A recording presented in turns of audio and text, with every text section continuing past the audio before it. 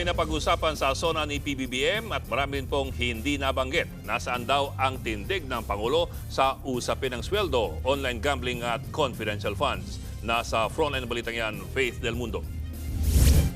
Incomplete ang grado ng ilang mambabatas at sektor sa ika-4 na State of the Nation address ni Pangulong Bongbong Marcos. Ang dahilan, kulang ang mga isyong tinalakay, may mga hindi nabanggit.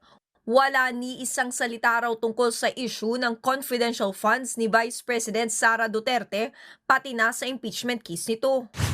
Nandito nga tayo sa gitna ng constitutional crisis, nandito tayo sa gitna ng economic crisis, pero walang ni isang resolusyon kung paano ito haharapin. Bukod dyan, binatikos din ng human rights group ang kapos na pagtalakay sa karapatang pantao. Partikular na ang pagbabalik ng Pilipinas sa International Criminal Court o ICC, kung saan nakakulong ngayon si dating Pangulong Rodrigo Duterte. Hindi raw sapat na naaresto si Digong. Kailangan daw may mekanismo para hindi na maulit ang pang-aabuso. Malaking usapin din ang tungkol sa online gambling. Hindi rin yan nabanggit ng Pangulo. Kaya nakulangan sina Senator Joel Villanueva at Senator Risa Ontiveros. Medyo bitin, actually surprisingly ordinary para sa SONA na right after ng midterm elections. I have to say it's become a national crisis. It is worse than Pogo. I wish may announcement about it. And I'm also wishing for the total ban ng online gambling.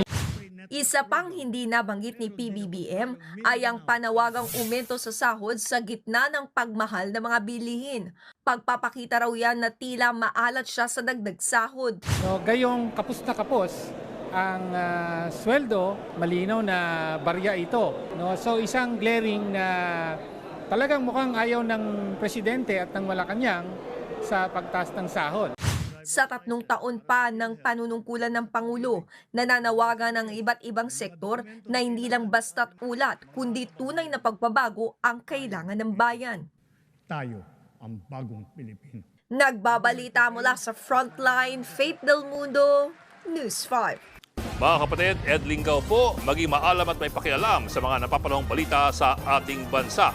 Para sa mas malilimang pagtalakay at paghimay sa mga issue at headlines, mag-follow at mag-subscribe sa social media pages ng News 5.